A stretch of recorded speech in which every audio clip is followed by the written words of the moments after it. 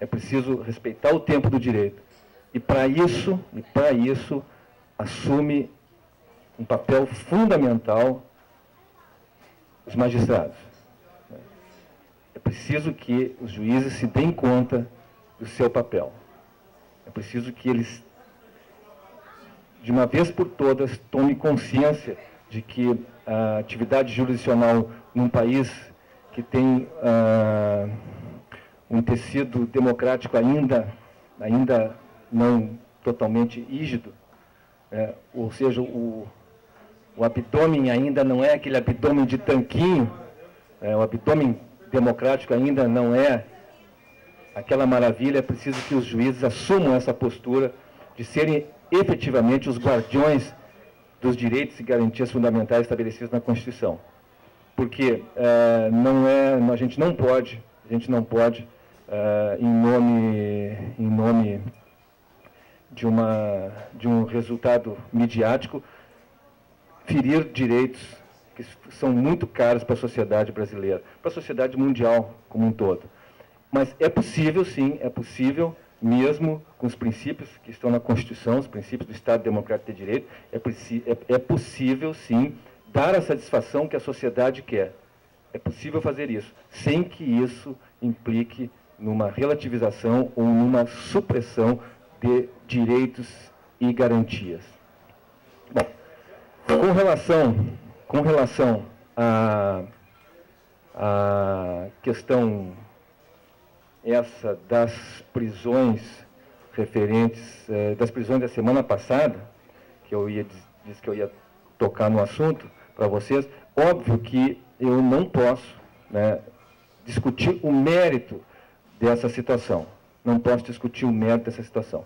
Mas quem já teve a oportunidade de ter um contato com as coisas que eu falo, já ouviu eu dizer que é necessário que o direito penal,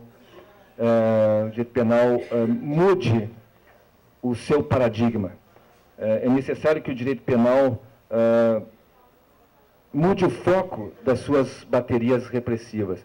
Há muito tempo eu venho dizendo isso. Claro que eu venho dizendo isso na esteira, isso não é evidentemente uma invenção minha, mas venho dizendo isso na esteira de outras pessoas, enfim, com muito mais capacidade do que eu, já disseram. Eu venho repetindo isso, ou seja, a necessidade de o direito penal mudar o seu enfoque.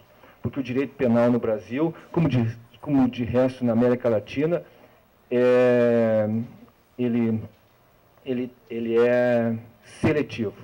Ou seja, ele é direcionado a uma classe específica. Basta ver o tipo de gente que povoa nossas prisões, e o Presídio Central de Porto Alegre, que é o pior presídio do país, que dirá da América Latina. E pior por quê? Porque está superlotado. E está superlotado por quê? Porque estão sendo presos, estão sendo colocadas pessoas lá dentro. Mas a grande maioria das pessoas que está lá, se somarem os crimes, e a grande maioria são de crimes contra o patrimônio, grande maioria, se somarem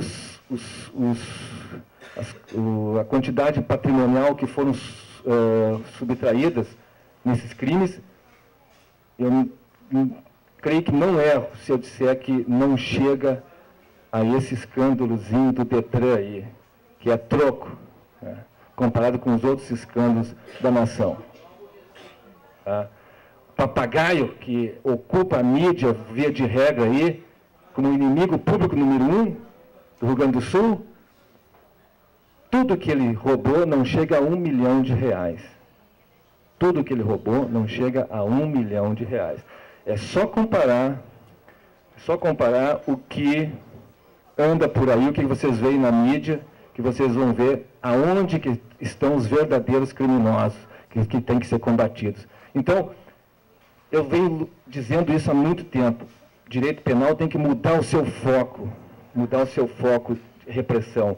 Quer dizer, sair um pouco dessa criminologia, dessa criminalidade, e focar naquela criminalidade que atente contra os interesses da República Brasileira, atente contra os interesses do Estado brasileiro. E quais são os interesses do Estado brasileiro? São aqueles princípios que o Estado brasileiro se comprometeu de fazer.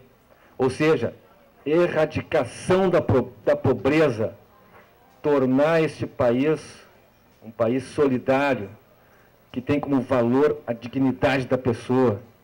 Então é muito simples na minha visão. Os crimes que têm que ser combatidos são os crimes que afastam o Estado desses princípios. Os crimes que têm que ser combatidos são os crimes da criminalidade organizada, é a sonegação fiscal, é a lavagem de dinheiro, é a corrupção, é o crime ambiental. Esses são os crimes que, no meu modo de ver, o direito penal tem que se focar.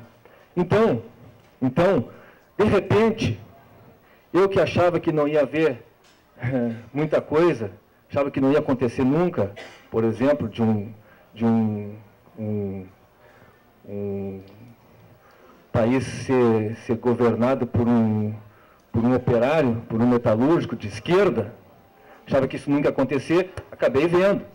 Lógico que a gente se frustra um pouquinho na caminhada aí, né? E eu que dificilmente achei que ia haver essa mudança de foco do direito penal, estou vendo o direito penal mudar o seu foco e pegar a gente do andar de cima. Então, eu vejo essa situação com uma espécie assim de reconforto, de conforto da alma, porque aquelas aspirações que eu tinha estão, de uma certa forma, se tornando realidade. Agora, eu não posso também deixar de dizer que, apesar disso, é preciso se respeitar o Estado democrático de direito. É preciso se respeitar o devido processo legal.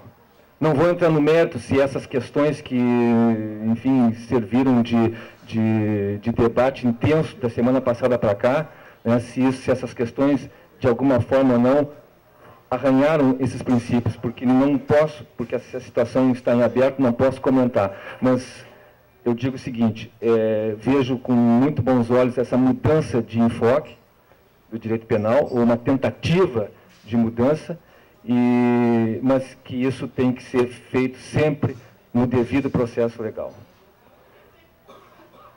Não sei se é uma fala, já terminando, se é uma fala, digamos assim,